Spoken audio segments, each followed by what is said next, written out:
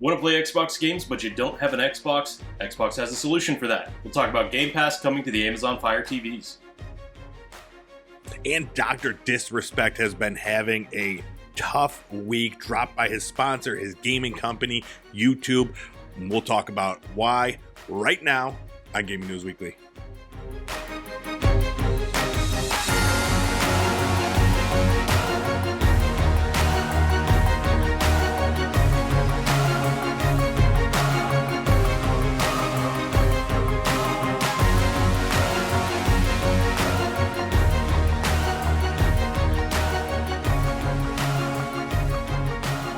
What's up, everybody? It's time for another episode of Gaming News Weekly, the best weekly video game news show out there. Every single Monday, we're bringing you all the biggest news in the video game industry. You can find us on YouTube, Fruit Lab, podcast services everywhere. Now, I say every Monday. Last Monday it was a day late, but we're not gonna talk about that. My name is Disrepect. I am joined every week by this man right here. Full clip. What's going on, dude? How are you? How's it going? Doing all right. How are you? I'm good. Yeah. So, literally, as we were finishing up the show last week, my power went out. Yeah. The whole block was without power. Someone's transformer blew up. So, yeah. So I was, I couldn't put the show out on time last week. I was really upset about that. It was like the first time that we didn't have a Monday show out there. But, Tuesday came and hopefully everybody was happy. All right. Hopefully they'll forgive us. I mean, can't help it. Exactly. You can't help it. What have you been up to? Well, I'm happy to say, amongst doing a bunch of other stuff like building a birdhouse and building like a rainwater barrel for the garden and stuff like that, I actually snuck in a little video game time. Nothing new. I'm going back to the classics, playing Cornucopia. If you remember that one, it's like the sort of Stardew Valley-like game. Just enjoying it a few hours at a time in my free time until I don't feel like playing anymore, and it's nice. It's nice not to have that pressure of like, well, I got to record a video for every single thing that I do. Yeah, exactly. Yeah, it's been, it's been a lull in the games that have been coming out, the new games and stuff like that. So yeah, it's been nice time to go back and play some of those games that that got pushed to the back. I've been doing the same thing. So yeah, that's cool. Anything else? Cornucopia? I'm sure you played a little bit of that war game. What's that called? No, let's see. Where you're in the military. Yep. You didn't do that? No, not actually. It's just been Cornucopia, and I'm still playing that YouTube Playables farm game a little bit. So if it's not farming, you're not playing it. That's basically pretty much, yeah. One day I will graduate to Farm Simulator, and I'll actually give it a go, and I'll probably get sucked into it. But yeah, there you go. There's so many games. I mean, can you believe this all started with what was it, Farmville? Farmville. Was it back on MySpace or something? I don't remember. So I did the same thing. I went back and I was looking at some games that I had gotten and I never had a chance to try out. One of them was a review copy that we got sent for this game. It's in early access. I'm not usually one to jump into early access games, but I'm like, all right, it's a lull. This is kind of what I'm looking for. It's a game called Relic Odyssey: Ruins of Zhentao. And what drew me into it, a lot of the reviews for the early access build say that it's just a simple, enjoyable first-person shooter. And it's a full indie game, FPS. But I went in there and I really enjoyed the gameplay hook. So there's all these different weapons. You get this cool power glove. But the hook of it is that you have to find these resources throughout these procedurally generated worlds. And, they're in the ground, they're in chests, so you got to dig, there's chests, you find blueprints, and then, you're just creating new items and all this stuff like that. So then you go to a new area and you get new resources and you create new items. But at the same time, there's these creepy alien creatures that you got to shoot with your cool weapons and stuff like that. The gameplay loop, the hook of the game, it's very well done. It's a little Borderlands-y in that you're constantly upgrading, you're looking for new stuff in the chests, and then there's that resource element of finding new resources so that you can continue to grow and go to different areas. So it's it's definitely in early access. It's got, it's got all those bugs and stuff like that. But that being said, as it's not one of the worst early access games I've played. It's definitely it's pretty polished considering everything it is. I think it's cheap. I think it's only it's under like $15 to go check out right now. But yeah, it's really scratching that itch. It's not overly hard. You can kind of go at your own pace. So definitely a very enjoyable game, and it's exactly what I was looking for when I was looking for something to play, and then I found this game. So definitely Nice. a fan of that. I'm excited to see how it grows through early access and into the full release. So yeah, hopefully I'll be talking about it more. Relic Odyssey: Ruins of Xantao. So yeah, if you're ever looking for just a simple first person shooter with all sorts of different elements, definitely check that out. And then I got into some puzzle games. So have you ever played The Witness? No. Okay, I started playing The Witness. It's from Jonathan Blow. He created Braid, and it's this beautiful island of these different puzzles. Do you like puzzle games? Or Some of them, there's two people. There's people that like puzzle games, and there's people that don't like puzzle games. They can be okay, especially like that the type where you walk around. There's like an environment that you're in, and then you're solving puzzles there. I can get behind those. This one's cool because it's like an open world, and you could just go, and if you get hung up on something, you could go to the next area and do puzzles there. So it's by a lot of people to be considered one of the greatest puzzle games, and I had never played it, so I checked that out. Fantastic game. And then I got into a puzzle game that's part of our new releases. So I'm going to use this to segue into our next section, our new releases from last week.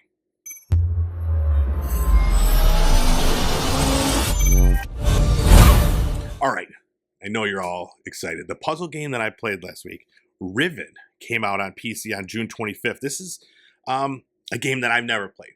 It's it's new, but it's a sequel to Myst, and it's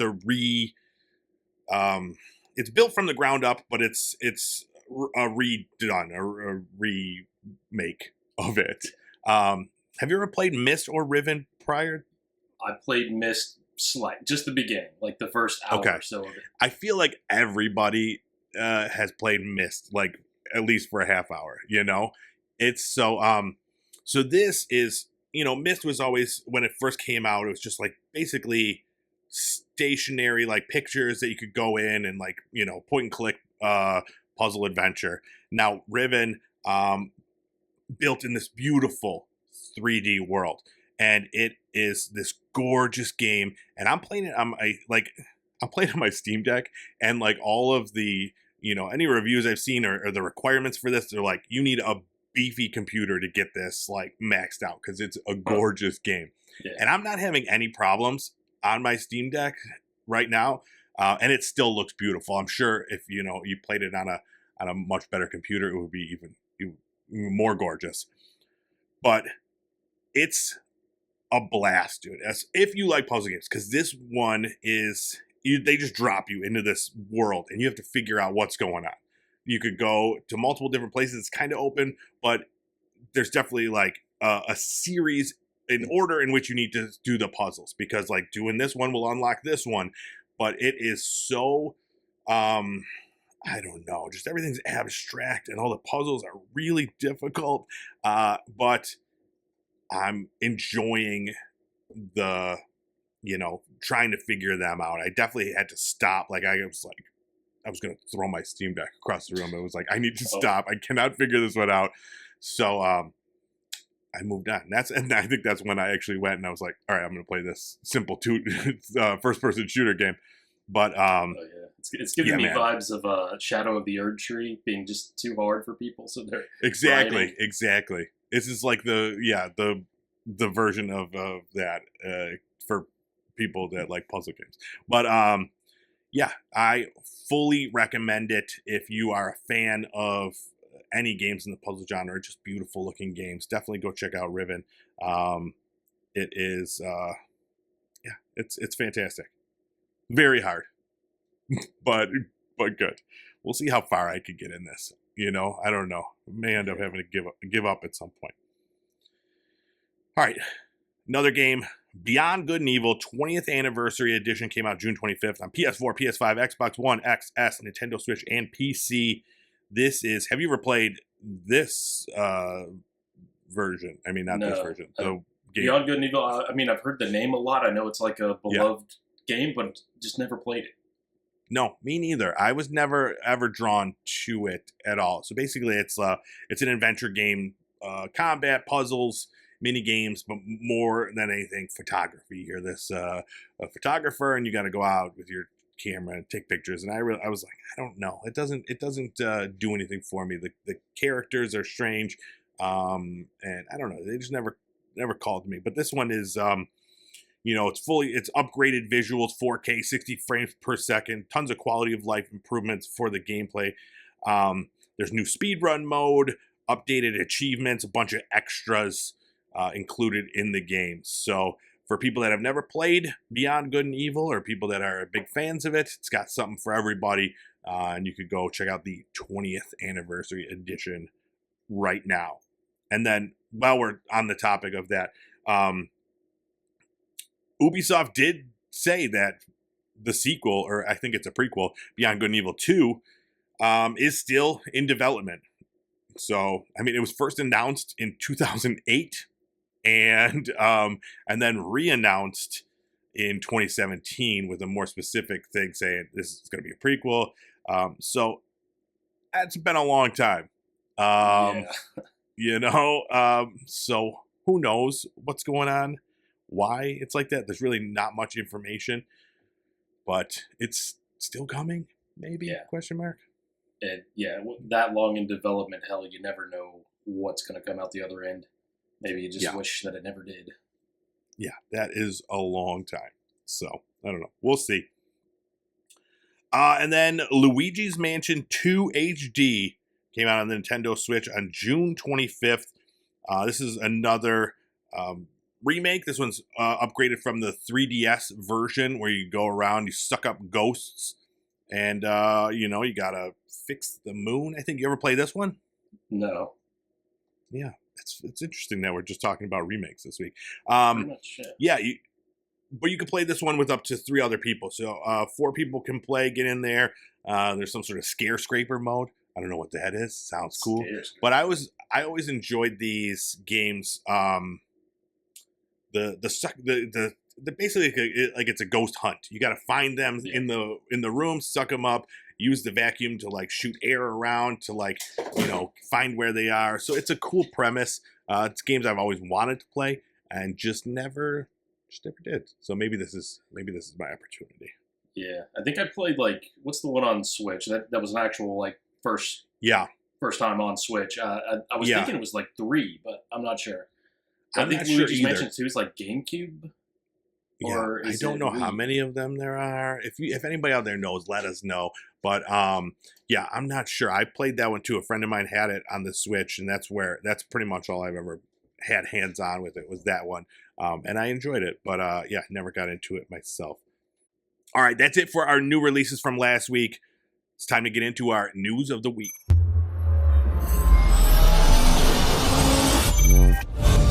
All right, first up, real quick, the PlayStation Plus games for July were announced. Subscribers are getting Borderlands 3, NHL 24, and Among Us, all playable July 2nd. So, it's an all right. I mean, some AAA games in there, so that's great. And then Among Us, but I mean, who does it? Who that has Among Us hasn't really played Among Us. Borderlands 3, I mean, it's pretty old at this point. It's probably a 2015, 2016, somewhere in there. It is, yeah. But it's it still is good a fun if you've not game. played it. It's right. Yeah, absolutely. It's fun to get into. Yeah, that's fun. It's a good time waster too. You could play that as much as you want. You're still going to have fun going through it. But yeah, is the Among Us community still going strong? I mean, that was how many years ago now where it was crazy. It doesn't seem to have the same kind of staying power as other classic games that blew up like that. But I do still see new things coming for it. and a lot of like product integrations and stuff, and a lot of Yeah. merch for Among Us still. So somebody's got to be buying it. All right. So yeah, go download those games so you have them for after this month. All right, next up, this is the big news this week. Dr. Disrespect has been a little bit more than disrespectful lately. He's been a very naughty boy. So let's get it. The story. So 2020, he was suspended from Twitch for unknown reasons at the time, and it recently came to light what those reasons were, and they were due to inappropriate messages to minors through the Twitch app, which, you know, on top of everything, I mean, it's all crazy, but like as you're working, like that's like sending like, you know, emails to minors through your work computer. You know, he's like there working through Twitch and he's like sending them through, like, it's crazy. Like he didn't think that he would get caught. Anyways, recently, now that this has come to light, he's since been kicked out of the Midnight Society, the game development company that he co-founded. Let me read a quote from them. They said, on Friday evening, we became aware of an allegation against one of our co-founders, Guy Beam, aka Dr. Disrespect. We assumed his innocence and began speaking with parties involved. And in order to maintain our principles and standards as a studio and individuals, we needed to act. For this reason, we are terminating our relationship with Guy Beam immediately. While these facts are difficult to hear and even more difficult to accept, it is our duty to act with dignity on behalf of all individuals involved, especially the 55 developers and families we have employed along with our community of players. So, I mean, I know when we first talked about the Midnight Society coming, you know, around and his heavy involvement in there to create, you know, games, basically like first-person shooter games, I believe, for the players, you know, with players in mind, because he, you know, where he came from. So interesting development as far as that goes. And then soon after that, Turtle Beach, they sell, you know, headsets, gaming accessories, and stuff like that. He was a partner with them, and they have since ended their partnership with him. So, you know, that was, you know, another kick while he's down. Same thing with San Francisco 49ers. They put out something saying that, you know, they worked with him in the past and they would not work with him going forward. And then a big one, YouTube has suspended their monetization on his channel. So, you know, that's huge. His stuff's still up there. He still has subscribers, everything like that, but he's not, you know, he's not earning from his views over there anymore. So, yeah, it's been a week for him. Now, he did put out a statement on X. It was a very aggressive post. It was long, and you know, it very much sounded like him. One of the parts I just want to read was involving specifically the allegations. He said, "Were there Twitch whisper messages with an individual back in 2017? The answer is yes. Were there real intentions behind these messages? The answer is absolutely not. These were casual, mutual conversations that sometimes leaned too much in the direction of being inappropriate, but nothing more. Nothing illegal happened, no pictures were shared, no crimes were committed.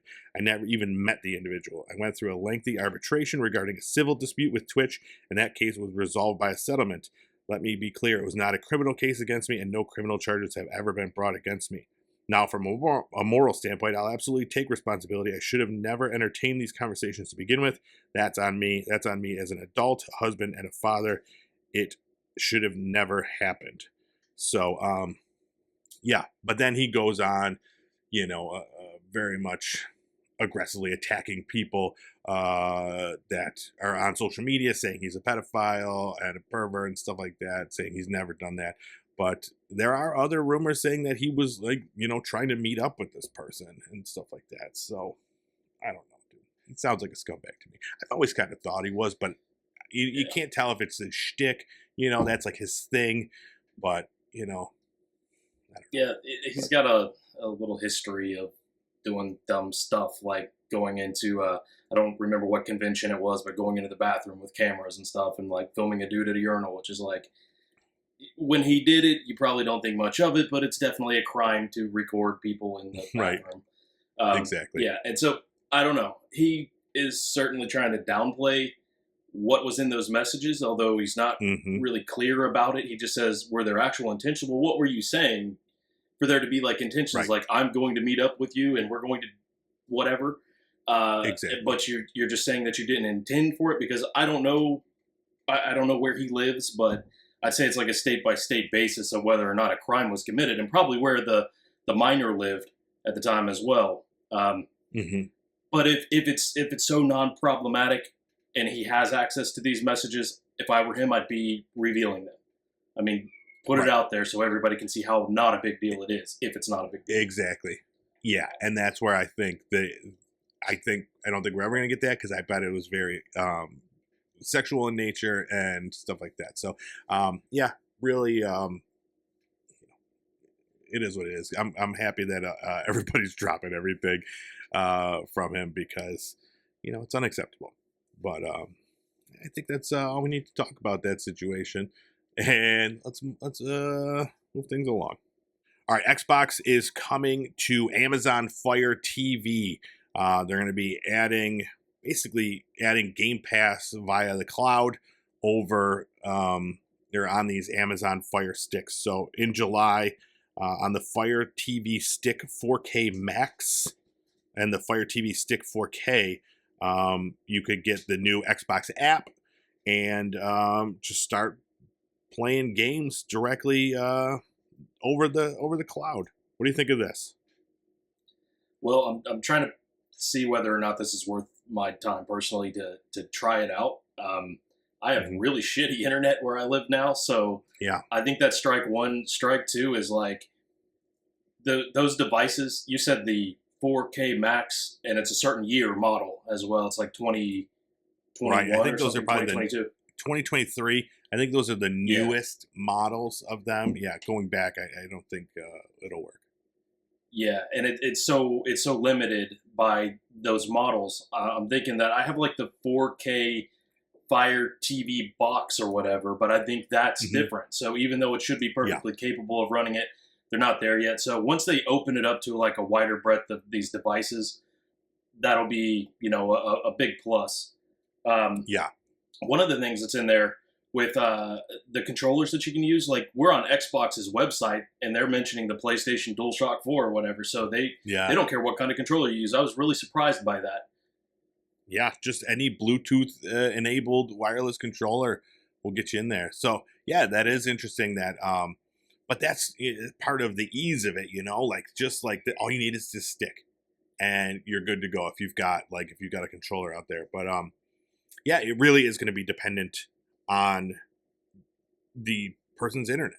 And, all that's going to take is a few people that have limited internet that say, hey, I can play Xbox games if I just have this stick, get it home, and it doesn't play flawlessly. That's when you get start getting the negative reviews, and then it's dead before it really even gets moving.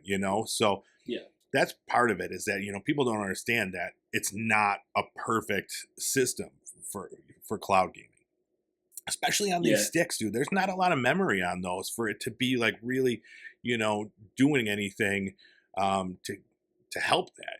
That's why when you mentioned the box, I always preferred that one because it had a little bit more memory in it, and I always thought it worked a little bit better than the sticks do. yeah, yeah.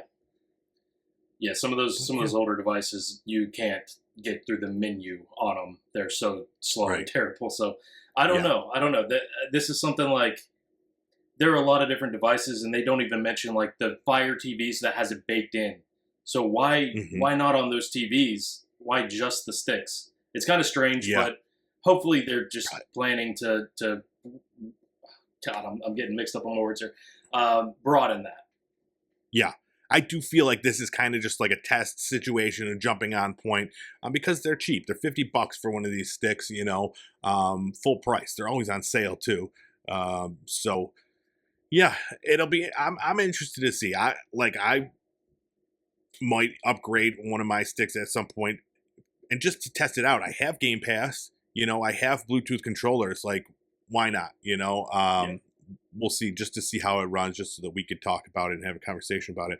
But yeah, it really it's going to be fully dependent on that internet situation. But Yeah. yeah, I like it. And what We talked about this, like how long, this was like a thing that we talked about. We predicted this, like it's coming, yeah. the console's going away. It's going to be on the sticks. It's going to be on the TV. So we'll see. So big question for this, because people are always like criticizing Xbox for every move they make. So is this going to sell consoles for Xbox?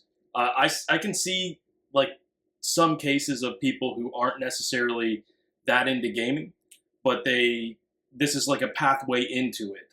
They run out and they grab a controller, they borrow one from a friend or something. They already have the Fire TV stick, and then it's a $15 a month Game Pass subscription from there. And if you can kind of get people through that gateway, that doorway into gaming and caring about this game, and then realizing, well, I'd really love to play this in a version that doesn't suck, so let me go buy the Xbox.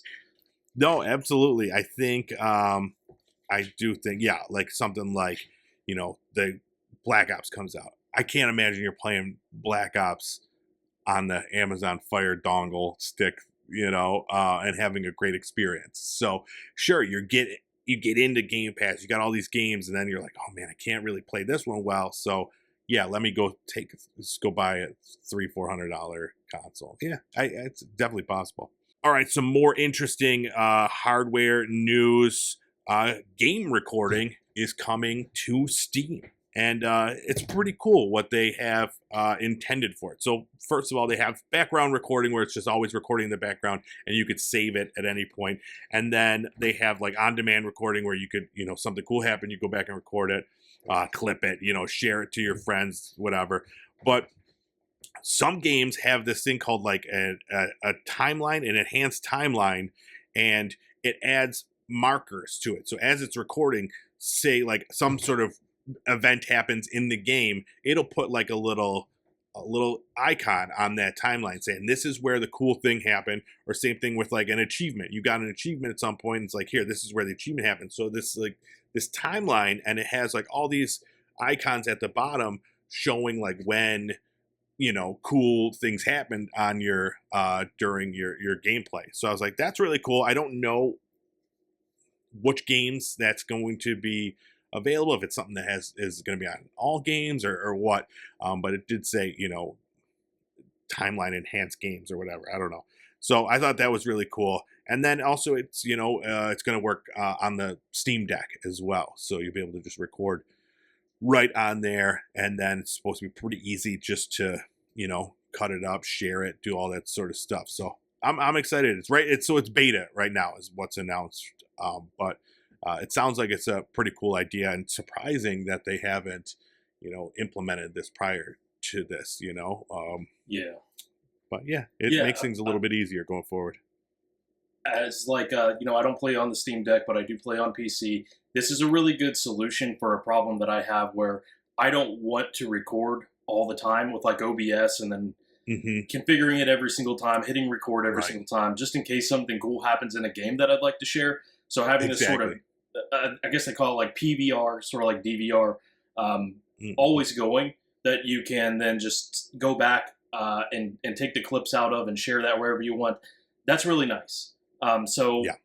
One of the ways that you're able to do that is to configure like where you want these things to be saved and how much space. So they showed the example of like you can set it to 10 gigabytes worth of space, and I assume that it's going to just kind of delete the older video as the newer video comes in. Oh, that's cool too. Yeah, so you don't have to worry about getting bogged down with all these older recordings and stuff like that. So yeah. That's great.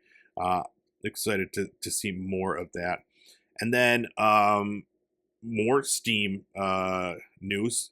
New Steam controllers are coming out, and not from Valve. So Valve discontinued their Steam controller like 5 years ago, and now they're creating new official ones, and they're being made by Hori.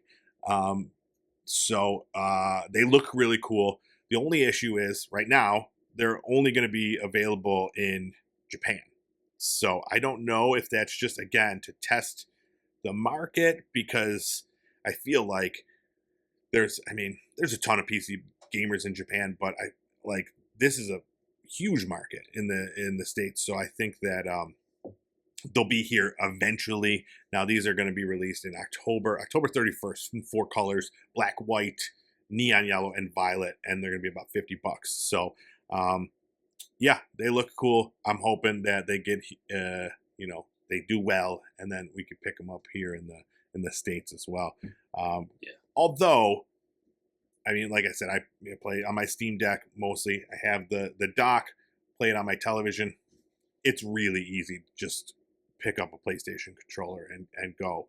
It doesn't have like the cool Steam centric features that the controllers have, but I don't know. It's really easy that I could see myself not needing to spend $50 because like I already have 3 PlayStation 5 controllers that I just hit the button and it connects. So yeah. We'll see. Yeah, it's one of those where if I were in a very specific situation, like I have the computer connected to the TV, because back in the day, that's how I played Call of Duty on the console. I sometimes wish I were doing that in the living room, but on PC. So this is the perfect kind of product for that, because you don't. I could use a PlayStation or Xbox controller, but this is tuned to Steam and it is PC minded. So you've got your ability to move around like icons and choose stuff like you have a mouse, which is not as easy to do with the PlayStation and Xbox controller. Yeah, so October 31st, keep an eye out for those. And while we're talking Steam, we gotta mention the summer sale through Steam is going on right now. Tons of huge deals happening as we speak. That goes until, I think it's like another week or two. So the 11th? The 11th? Okay. So yeah, still a lot of time to go pick up a bunch of games, add them to your backlog, and never play them. That's my plan. But Full Clip and I have some suggestions, and we're going to include this in the show. This is part of our top 5 of the week.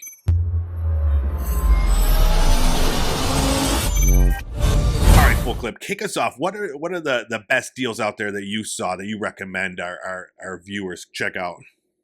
All right, no particular order. This is not like 1 through 5. This is just as I saw them and added them to the list. So American Truck Simulator. This is one that's on my wish list. It's $1.99 right now, and it is I think upwards of 20 regularly. That's a no-brainer. And it's just a driving simulator. Yeah, it's I'm picking this one up for sure. Then Civilization 6, $2.99. It is regularly like $60. This is the lowest recorded price on this game, although it has been on sale before. This is the lowest you're going to get it. 64 gigabyte LCD Steam Deck. So I'm getting off of the games for just a second here. I had to recommend this because for under $300, you can get a Steam Deck. You don't have to be afraid of the 64 gig version, because you can always add in that micro SD and really expand your storage. And if you wanted to go with the OLED version, you're talking about a difference of $250.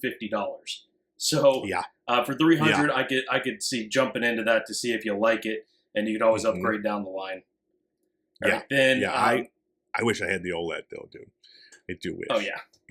But, I mean, tech wise, I would go with OLED all day. You could get almost two. You could almost get two 64 gig LCD ones for the price of the one OLED. Right. And I mean, they do have the slightly better version for $381 with the 512 gigabyte LCD. Yeah, still a great deal.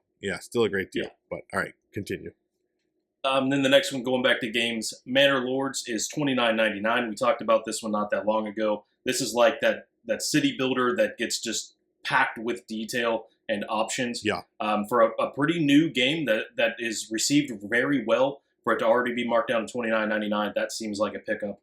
And then finally, Middle Earth Shadow of War, $2.49. This is an oldie but a goodie. It's got that Nemesis system, so I would definitely recommend picking this up for $2.50. Yeah, it's funny that I go through. This is when I really realize how big my backlog is, because I'll go through like the Steam sale, the lists, and I'm like, "Ooh, I should get that." And then I look at it, and it's like in your library. I'm like, "Okay, I forgot I had that one." But yeah, so 3 of the games that you mentioned, they have a deep discounts section. And the prices there are insane. I'm just going to run through a few of them real quick. This is not part of my list, but the whole deep discount section, if you've never played any of these games, is it's amazing. So I mean, Battlefield 5, $349. Total War Shogun 2 is like, I don't know, $3. And then Batman Arkham Knight, $1.99. Disco Elysium Final Cut, $3.99. The Witcher 3 Wild Hunt, $3.99. Jurassic World Evolution 2, $5.99. Prison Architect, $2.99. Bloons TD6 is $1.39. Borderlands 2, $3. So yeah, crazy deals in that deep discount section. And one of the ones from my list is Celeste, and that's in there. It's only $1.99, 90% off. It's an amazing precision platformer. And then some other ones. Hellblade: Senua's Sacrifice. You know, the new one just came out. You could go back, play the original one for only $2.99. What an amazing deal. One of my favorite games, probably one of the games I have the most time in, Slay the Spire, 66% off. It's $8.49. If you're a fan of deck building games, well, you've probably played Slay the Spire. You probably own it already. But if you're ever interested, Slay the Spire is one of, if not the best deck builder games out there. Speaking of the best, probably the best, if not one of the best, Metroidvania's Hollow Knight is 50% off. It's only $7.49. It's a great game that I'm stuck on right now, and I'm really frustrated with it, but I love it even more. And then a 2-pack. I mean, it's not, you don't buy them together, but I just got sidetracked by your cat just looking up at you with love in its eyes. Vampire Survivors is 25% off. $3.74. You know, that top-down survivor game you run around, bullet hell type thing. And then if you don't like that one, or if you love it so much and you want another one, Brotato is 30% off, and that's $3.49. They're both good in their own different ways. I go back and forth on which ones I like, Brotato versus Vampire Survivors. I do like to say Brotato more. Oh, that cat is just chewing on that cord. And sorry to the audio listeners that I keep getting distracted by Full Clip's cat. But yeah, that's my list, dude. Some amazing stuff out there. And then also, like, we did a rundown during the spring sale as well. And all those games are on sale, perhaps even cheaper this time around. So, you know, go find that information. It's still good. Definitely some games that I would have thrown on this list if we hadn't have already covered on one of these lists, like the Halo Master Chief Collection for $9.99. That's a no-brainer. You need that in your library. But also, one thing that I was surprised not to be on your list was Balatro. And I'm guessing because it's only 10% like $1 discount off. Yeah. Right. And so that's the other thing about these Steam sales. You have the amazing discounts that are like the game is 99 cents or $2 or something like that. And you have a lot of other stuff that was only marked down about $1. Yeah, that's why my list, I was like, they're all under $10. Most of them are under $5, and they're just hits if you've never played any of them. Now, like, sure, Elden Ring, Baldur's Gate 3, Armored Core 6 are all like historic lows right now too that you could get through the Steam sale too. But you know, we're talking a little bit more cheddar. Yeah, they're still $35, $40, and they've already been out for like a year plus. Yeah, I'm still waiting to jump into Armored Core, and like it's almost there at that price point that I want. You know, $40 right now. I'm waiting for 30. I could hold out until it hits 30, and then I'm going to jump in there. So, but yeah, let us know what games you've picked up this sale, and or games that you think we should check out that are on sale right now. I mean, it's crazy. It's crazy. My backlog is insane. All right, and then last up, we got a new game announcement, Midnight Murder Club. This comes from Velen Studios, the people that brought us Knockout City, Mario Kart Live Home Circuit, and Hot Wheels Rift Rally. This is a new 6-player, first-person, hide-and-seek, multiplayer party game. It's a lot of words in that description. But, like, basically, you just have to, like, survive. There's one person that's trying to kill you, and you just have to survive against... Or no, I think everybody's trying to kill everybody. I think that's what it was. It was hard to tell from the trailer. The trailer looked like a lot of fun, but I don't know if it's teams or what, but all you have is a flashlight and a gun. And it's pitch black, and you just have to listen and try to figure out. It looks scary, but it looks like a lot of fun. Here's some more information. That trailer. Oh yeah, go ahead. It's got 4 game modes at launch: a traditional deathmatch, and regular or 2v2v2 teams, free for all, and hunter/hunted, in which 2 players become hunters and try to prevent the rest from locating and burning 4 hidden effigies, and thief in the night, where teams of 2 try to steal more valuables than the other duos. So there's the information. Now the trailer was kind of strange. They have these. I guess it's the developers of the game, or I don't know who this is playing the game. So it's all just gameplay, but their laughs are maniacal, and I thought it was part of the game, and I thought that's part of like the shtick of the game. But I don't think it was. So I'm a little concerned. No, they were just having fun. They're just having a blast. So the game director, Eric Feuerstein, quote, he says, with Midnight Murder Club, we started with a simple game jam idea of a shooter in the dark, and we quickly realized that we had something unique. By playing with light, dark, and sound, we're able to offer a riveting gameplay experience that keeps players' adrenaline pumping. Playing in pitch darkness is an immediately novel experience where you're scared to turn your flashlight on for fear that someone will see it, but also don't want to turn it off for fear of losing your way. So, sounds like a novel idea, and it could be a lot of fun to get in there and play with your friends, or or even watch. It's going to be one that it'll be fun to watch on Twitch or something like that too. So, all right, that is it for this week. You got anything? You got anything you want to talk about? We got to let the people know the slightly bad news that we're going to be taking a break the next 2 weeks. Yes, we're gonna be off for a couple weeks. I'm on vacation. Yeah, so we'll be back in a couple weeks with more news. Hopefully, nothing major happens in the next 2 weeks, because it'll be, no one will know what to do. They won't know. They won't know they'll be like, how do I find out any of this information? And I don't have an answer. But thank you for checking out this week's show. Definitely go to YouTube. Pop Culture Playground is the channel. Gaming News Weekly is the show. Hit subscribe there. You'll be able to get this every week, the video version. Also, while you're at YouTube, go to GameFAQs, GAMEFAX. That's Full Clips channel. And then if you want to just listen to the podcast version, anywhere podcasts are found, just type in GNW. You'll get the show there. Hit subscribe there. That way, every Monday you'll have the new show ready for your commute, or to while you're doing some yard work. You can listen to us. You don't get to see Full Clip's tiny kitten, but you get to listen to me constantly be distracted by it. And then check us out on TikTok. There's it's been a busy week. I didn't update as much over there this week, but regularly I will have daily news stuff posted over there. And that's all I got. Anything else? No, that's it. We did it. All right. Thanks so much. We'll see you in a couple weeks. Have a good one. Bye-bye.